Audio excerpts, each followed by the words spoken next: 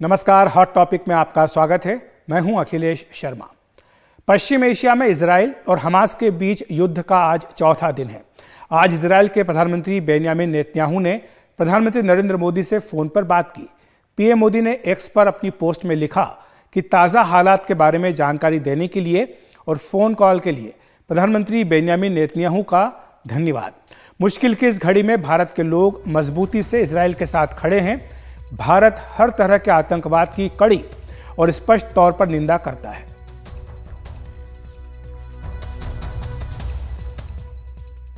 इस बीच भारत में इस युद्ध को लेकर घरेलू राजनीति गर्मा गई है।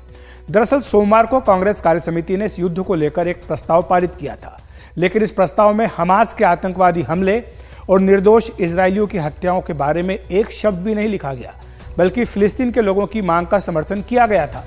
इसे लेकर बीजेपी ने कांग्रेस को आड़े हाथों लिया है। बीजेपी का कहना है कि एक और जहां निर्दोष लोग आतंकवादियों की गोलियों से जान गंवा रहे हैं, वहीं कांग्रेस आतंकवाद का समर्थन कर रही है। कांग्रेस का यह रुख ऐसे समय आया जब पीएम नरेंद्र मोदी ने 2 बार हमास का नाम लिए बिना इस हमले को आतंकवादी हमला बताते हुए इजराइल के साथ भारत का पूर्ण समर्थन व्यक्त किया है। इंडियन एक्सप्रेस की रिपोर्ट के मुताबिक कांग्रेस कार्यसमिति की बैठक में इसे लेकर एक राय नहीं थी। कई सदस्य चाहते थे कि हमास के हमले की निंदा करते हुए फिलिस्तीन का समर्थन किया जाए। यह भी कहा गया कि बैठक जातिगत जनगणना और आरक्षण की सीमा 50% से अधिक बढ़ाने को लेकर बुलाई गई है, इसलिए इससे ध्यान नहीं भटकाया जाना चाहिए। हालांकि बाद में सीडब्ल्यूसी के प्रस्ताव में अंत में एक पैराग्राफ मध्य पूर्व के हालात पर जोड़ दिया गया, लेकिन सीडब्ल्यूसी के इस प्रस्ताव में न तो हमास का जिक्र है और न ही आतंकवाद शब्द का प्रयोग हुआ है। वैसे बता दें कि जयराम रमेश ने रविवार को एक्स पर एक पोस्ट में इस हमले की निंदा की थी। आइए देखते हैं कि सीडब्ल्यूसी के प्रस्ताव में क्या कहा गया है, जिसे लेकर विवाद हो रहा है। इसमें लिखा गया है कि सीडब्ल्यूसी मिडिल ईस्ट में छिड़े युद्ध और 1000 से अधिक लोगों के मारे जाने पर गहरा दुख और पीड़ा व्यक्त करती है। आगे लिखा गया है कि सीडब्ल्यूसी फिलिस्तीनी लोगों के जमीन, स्वशासन और आत्मसम्मान एवं गरिमा के साथ जीने के अधिकारों के लिए अपने दीर्घकालिक समर्थन को दोहराती है। ये कांग्रेस का स्टैंड रहा है, उसको दोहराया गया है। आगे लिखा गया है कि सीडब्ल्यूसी तुरंत युद्ध विराम और वर्तमान संघर्ष को जन्म देने वाले अपरिहार्य मुद्दों सहित सभी लंबित मुद्दों पर बातचीत शुरू करने का आह्वान भी करती है। इसके बाद बीजेपी की ओर से प्रतिक्रिया आई। केंद्रीय संसदीय कार्य मंत्री प्रहलाद जोशी ने कांग्रेस कार्यसमिति के इस प्रस्ताव को लेकर पलटवार किया। उन्होंने लिखा एक्स पर कि कांग्रेस ने फिर वही किया है। ये उनके एक्स पोस्ट में लिखा गया कि कांग्रेस ने फिर वही किया है, जहां एक और निर्दोष नागरिक गोलियों से छलनी होकर अपनी जान गंवा रहे हैं, वहीं कांग्रेस आतंकवादी संगठनों और आतंकवाद का समर्थन कर रही है। इस रुख के साथ ही इंडी गठबंधन की इस प्रमुख पार्टी की देश के सामने कलई खुल गई है। यह पार्टी देश और नागरिकों की रक्षा कैसे करेगी जब वह खुद खुलकर हिंसा के साथ खड़ी है। और वहीं बीजेपी के विदेश मामलों के प्रकोष्ठ के प्रमुख विजय चौथाईवाला ने कांग्रेस के इस रुख की निंदा की है। उन्होंने एनडीटीवी से कहा कि कांग्रेस ने ऐसा वोट बैंक की राजनीति के लिए किया है, यह उनका कहना है। वो आगे कहते हैं कि कांग्रेस को स्पष्ट शब्दों में आतंकवादी हमले की निंदा करनी चाहिए थी। पीएम मोदी ने 2 टूक आतंकवाद की कड़ी निंदा की और इजराइल को पूरा समर्थन दिया है। फिलिस्तीन को लेकर बीजेपी का रुख हमेशा से स्पष्ट रहा है। फरवरी 2018 में पीएम मोदी ने फिलिस्तीन के रामल्ला का दौरा भी किया था। फिलिस्तीन जाने वाले वे भारत के पहले प्रधानमंत्री बने थे। और आपको ये बता दें कि वो इजराइल होकर फिलिस्तीन नहीं गए थे, बल्कि जॉर्डन से हेलीकॉप्टर लेकर के गए थे। पीएम मोदी ऐसे अकेले नेता हैं जो अलग से केवल फिलिस्तीन गए, क्योंकि अमूमन बाकी जो नेता जाते हैं, वैश्विक नेता जाते हैं, वो इजराइल और फिलिस्तीन दोनों का दौरा एक साथ करते हैं, यानी दोनों को एक साथ देखते हैं। लेकिन पीएम मोदी अकेले फिलिस्तीन गए थे और ये अपने आप में इसकी गंभीरता को दिखाता है। तो सवाल उठाता है कि आखिर कांग्रेस ने इजराइल पर हमले को लेकर सीडब्ल्यूसी प्रस्ताव में चुप्पी क्यों साधी है? कांग्रेस ने हमास या फिर आतंकवाद का नाम क्यों नहीं लिया? क्या यह किसी रणनीति का हिस्सा है या फिर कोई चूक है? चर्चा करने के लिए हमारे साथ 3 खास मेहमान जुड़ रहे हैं। राकेश कपूर जी, वरिष्ठ पत्रकार, हमारे साथ जुड़ गए हैं। संजय सिंह जी, वरिष्ठ पत्रकार, और साथ ही पिनाक रंजन चक्रवर्ती, पूर्व राजदूत, भी हमारे साथ जुड़ गए हैं। आप तीनों का बहुत बहुत स्वागत है एनडीटीवी इंडिया पर। सबसे पहले राकेश जी, आपके पास आऊँगा। आप बहुत लंबे समय से कांग्रेस को अंदर से बाहर से देखते आए हैं। आप जानते हैं कि कांग्रेस पार्टी की विदेश नीति कई मामलों में बहुत स्पष्ट रही है, लेकिन ये सीडब्ल्यूसी का प्रस्ताव जो कल पारित हुआ, जिसमें कि जो हमला हुआ हमास का, उसके बारे में कोई जिक्र नहीं, आतंकवाद शब्द का इस्तेमाल नहीं, और जो फिलिस्तीन है उसके लिए अपना समर्थन दोहराना, ये क्या अपने आप में दिखाता? क्या ये चूक है या फिर किसी रणनीति का हिस्सा है? मुझे नहीं लगता कि ये कोई चूक की है। अगर चूक होती तो इस पर कुछ ना कुछ विवाद होता। कांग्रेस पार्टी का स्टैंड फिलिस्तीन के मामले में बहुत स्पष्ट है। और आप देखें, आतंकवाद फिलिस्तीन के संदर्भ में अभी तक राष्ट्र संघ ने आतंकवाद को परिभाषित नहीं किया है, क्योंकि आतंकवाद की परिभाषा को लेकर के राष्ट्र संघ में अभी तक जो है वो बहस समाप्त नहीं हुई है। दूसरी तरफ अखिलेश जी, हमें थोड़ा ऐतिहासिक संदर्भों में भी देखना पड़ेगा। कांग्रेस पार्टी चूंकि गांधीवादी पार्टी है और मैं भी गांधीवादी विचारों का समर्थक हूं, इसलिए गांधी जी का फिलिस्तीन के गठन के बारे में बड़ा स्पष्ट रुख था कि ये फिलिस्तीन की इजराइल के गठन के बारे में, फिलिस्तीन की धरती पर इजराइल का गठन नहीं बन सकता, वहां एक राष्ट्र नहीं बनना चाहिए। गांधी जी का एक लेख था द्वितीय विश्व युद्ध शुरू होने से पहले 1938 में, नवंबर 1938 में हरिजन अखबार में उन्होंने लिखा था द जूज, यहूदी करके, और उसमें यहूदियों के विरुद्ध जो भी धार्मिक प्रोसिक्यूशन हो रहा था, प्रताड़ना हो रही थी, अत्याचार हो रहे थे, और जर्मनी में जैसा होलोकॉस्ट हुआ था उसके वो खिलाफ थे। और उन्होंने जूस की तुलना, यहूदियों की तुलना भारत में दलितों के साथ की थी, क्योंकि क्रिश्चियनिटी में यहूदी जो है, जियोनिज्म, वो अनटचेबल माना गया है। तो गांधी जी यहाँ तक थे, और गांधी जी ने यहाँ तक कहा था कि जो जर्मनी ने किया है हिटलर ने, अगर उसके खिलाफ युद्ध किया जाता है तो वो जस्टिफाइड युद्ध होगा और वो बिल्कुल सही बात है। ये इतिहास तो हम न्यायिक देखते आए हैं युद्ध और होगा। भारत ने काफी देर तो बाद जो है मान्यता भी दी थी इजराइल को। लेकिन जैसा आप कह रहे हैं तो कि ये चूक नहीं है संजय जी, बीजेपी ने इसको एक बड़ा राजनीतिक मुद्दा बना लिया है और युद्ध वहां हो रहा है, लेकिन राजनीति यहां पर भी देश में गरमा रही है। संजय जी अनम्यूट कर दीजिए, आपकी आवाज हम तक नहीं आ पा रही है। अरे स्वाभाविक तौर पे अगर अभी राकेश कपूर जी कह रहे थे कि गांधी जी ने कहा कि जर्मनी पे अटैक कर देना चाहिए था, तो जो यहूदियों ने किया, तो अभी जो हमास ने जर्मनी पे किया उसके मुताबिक ये अटैक बिल्कुल जस्टिफाइड है, जो काउंटर रिटेलिएटरी अटैक है। दूसरी चीज जो मैं कह रहा हूँ कि कोई भी इतना जो तस्वीरें लोगों ने देखी है, जो वीडियो क्लिप देखा है, जिस तरह की चीजें देखी हैं, चारों तरफ रात दिन जो आप देखते हैं आपके सेंसेस को नम कर देते हैं, कितना विदारक है। कोई संस्थान हो सकता है क्या, मतलब उसको कोई ह्यूमन ऑर्गेनाइजेशन किसी भी तरह का कहना बेमानी होगा। जो लोग इस तरह से आते हैं, कोई पार्टी कहीं चल रही, वहां आकर के घुस करके आप मार देते हैं। महिलाओं के साथ जिस तरह का उन्होंने अत्याचार किया है, उनको नग्न या नग्न अवस्था में लेकर के उसके बाद उनको किडनैप करके एक परिवार के अंदर घुस करके परिवार के सामने बाकी लोगों को मार देना, मतलब ये मानव कल्पना के परे है, ये विभत्स रूप जो हमने देखा है। और कांग्रेस पार्टी उसके बारे में एक शब्द नहीं लिखे। और दूसरी चीज ये है कि हमास और फिलिस्तीन, मतलब हमास फिलिस्तीन को रिप्रेजेंट उस तरह से नहीं करता। हमास के उसमें है, चार्टर में है कि जूस को मारो। तो ये कौन सा संस्थान है, किसको प्रोटेक्ट करना चाह रहे हैं? पहले दिन जयराम रमेश ने एक वर्ड लिखा, ब्रूटल अटैक। अगले दिन जिस समय किसी नेता का कहना, अब CWC की मीटिंग के बाद अगर जो आता है उसके रेजोल्यूशन में कोई चीज का आना जिसमें कि वो अटैक के बारे में कुछ नहीं है, इसराइल के बारे में कोई वर्ड नहीं है, बाकी वो तमाम चीजें उसमें लिखी हुई। अब दूसरी एक और बात है कि जो एक पहले के कार्यक्रम में मैंने देखा, बड़ा अच्छा आप एक्सप्लेन कर रहे थे, आपके सहयोगी सुनील प्रभु बता रहे थे कि ये मल्लिकार्जुन खड़गे नहीं चाहते थे, जो आपने शुरू में भी कहा कि ये मीटिंग किसी और कारण से थी। अब अध्यक्ष पार्टी का कह रहा हो कि इसकी अभी चर्चा की जरूरत नहीं है और वो आ जाए रिजोल्यूशन में, तो आप सोचिए कि अध्यक्ष का पोजीशन क्या है। ये एक सोचने का विषय है कि देश की जो सबसे बड़ी विपक्षी पार्टी है, वहां अध्यक्ष की हालत क्या है। अध्यक्ष कोई चीज कह रहे हैं और वहां नहीं रहा है। तो स्वाभाविक तौर पे कांग्रेस के पहले से ही एक आरोप है कि सॉफ्ट ऑन टेरर, वो ये करने के बाद उस चीज को और आगे बढ़ाता है। दूसरी बात एक और है कि गांधी जी कब क्या कहते थे, गांधी जी खिलाफत मूवमेंट का भी सपोर्ट करते थे, गांधी जी बहुत सारी चीज कहते थे।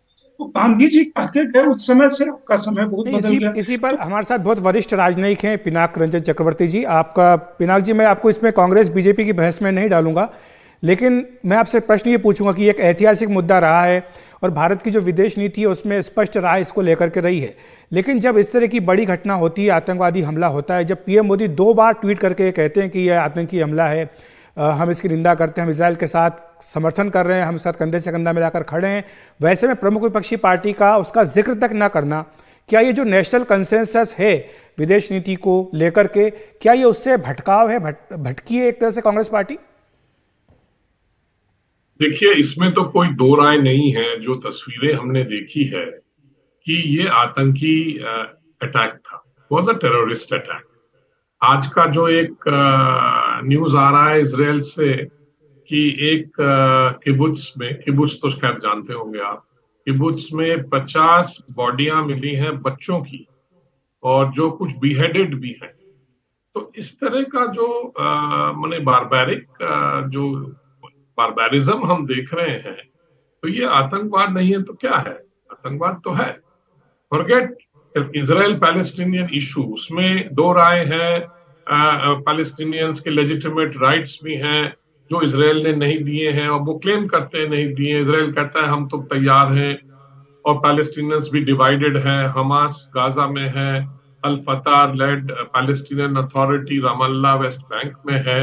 उनकी आपस में भी कोई यूनिटी नहीं है। कई बार कोशिश हुई है, नहीं हुई। अब पर आतंकवाद को तो आतंकवाद कहना पड़ेगा ना। अब आप उस पे जो भी मतलब मल्लम लगा दें या जो बैंडेज लगा दे, वो तो जाएगा नहीं। वैसे विदेश नीति के संदर्भ में मैं आपको बता दूं कि 1948 जून में पार्टीशन प्लान पास हुआ था यूएन में। इजराइल का जो पैलेस्टीनियन मैंडेट था उसको पार्टीशन प्लान बोला था। इंडिया ने उसको अपोज किया था। India was a member of that committee. फिर हमने, जब वो इंडिपेंडेंट हो गया इजराइल, यूएन ज्वाइन कर गए, उसके बाद हमने 1950 में इजराइल को रिकॉग्नाइज किया, पंडित नेहरू के जमाने में।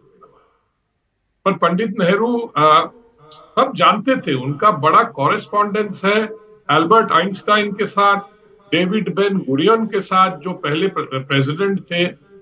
पंडित नेहरू ने उसमें क्लियरली लिखा है कि हमारी मजबूरियां हैं। अब वो मजबूरियां उन्होंने उसको। पिनाक जी, माफी चाहूंगा, मैं आपको रोकूंगा क्योंकि एक बड़ी खबर आ रही है। हमारे सहयोगी उमा शंकर सिंह जहां पर हैं इजराइल में, जहां से रिपोर्ट आपको लगातार दे रहे हैं, जिस होटल में वो रुके वहां पर एयर स्ट्राइक हुई है। जी उमा। ये इस होटल में हम हैं आज। यहाँ पर रॉकेट सीधे यहाँ पे रॉकेट गिरा है और इसके बाद जो है आग लगी है और धुएं की वजह से जो है यहाँ पर सायरन जो है वो भी बजा है। हम एक बार देखने की कोशिश करते हैं कि होटल के जिस हिस्से में ये हुआ है वो ये फायर, हम एक बार देखने की कोशिश की जा रही है। ये देखिए, ये यहाँ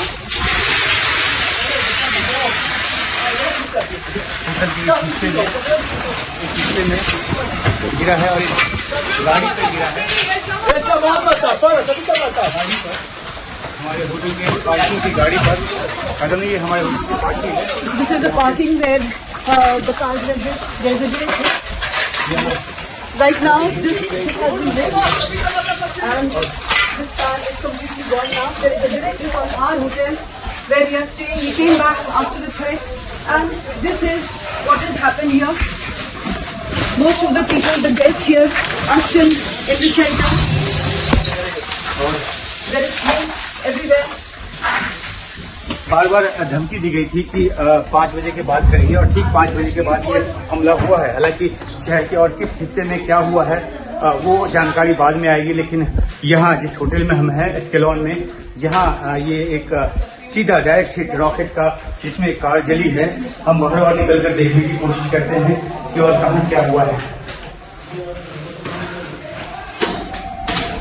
बंकर से हम निकल रहे हैं, 4 बजने के साथ ही हम बंकर में आ गए थे। और जो यहाँ जो भी ठहर रहे हैं, ये देखिए हमारे होटल का सामने का हिस्सा यहाँ रखिए, ये सामने का हिस्सा फिर से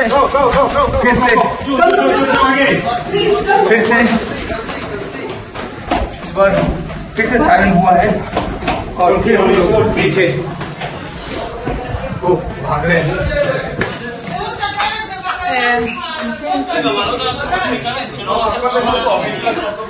Fighters have gone off again, and there might be more attacks. We have come back into our bunker. We're going out to see how the damage was.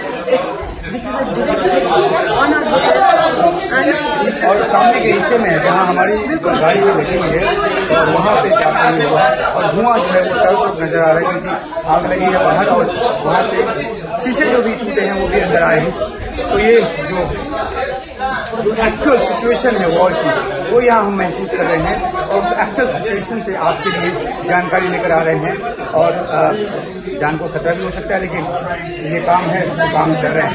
this is how it is, and this is happening during the war zone. And maybe this is what we expected. It could have happened anywhere. It has happened right in our hotel. हम आपको update करते रहेंगे।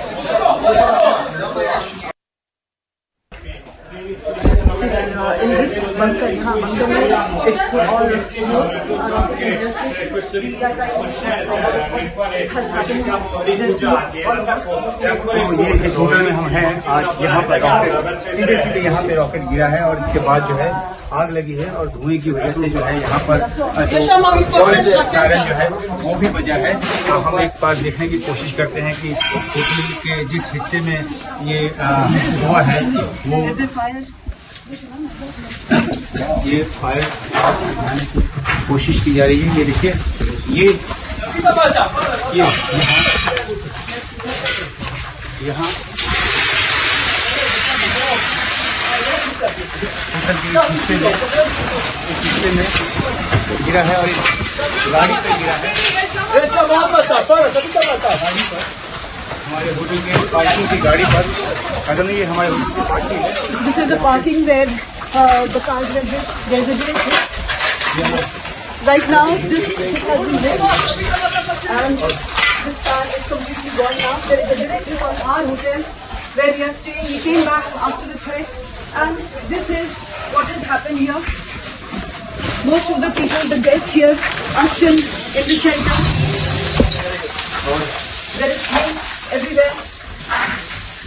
बार बार धमकी दी गई थी कि 5 बजे के बाद करेंगे और ठीक 5 बजे के बाद ये हमला हुआ है। हालांकि शहर के और किस हिस्से में क्या हुआ है वो जानकारी बाद में आएगी, लेकिन यहाँ जिस होटल में हम हैं एस्केलॉन में, यहाँ ये एक सीधा डायरेक्ट हिट रॉकेट का जिसमें कार जली है।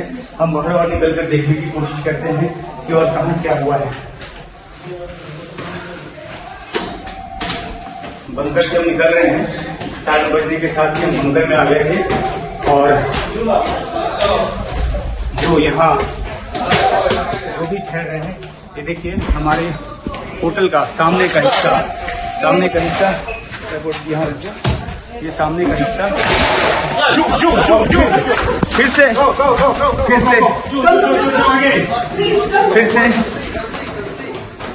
इस बार फिर से साइलेंट हुआ है और फिर हम लोग पीछे को भाग रहे हैं।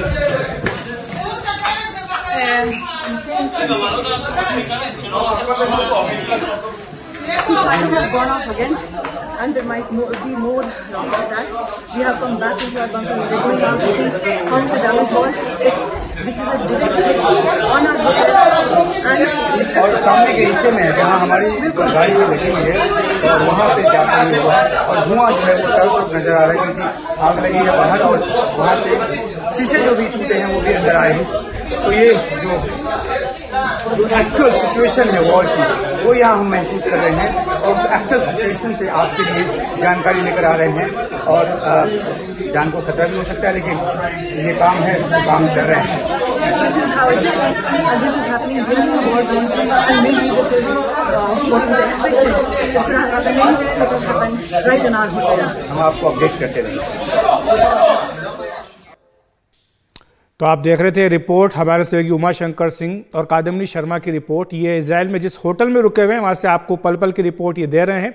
और जिस होटल में रुके वहाँ पर अब से कुछ देर पहले एक रॉकेट आकर गिरा बाहर जो पार्किंग में गाड़ी थी उसमें आग भी लगी, जिस तस्वीरों में आपने देखा है।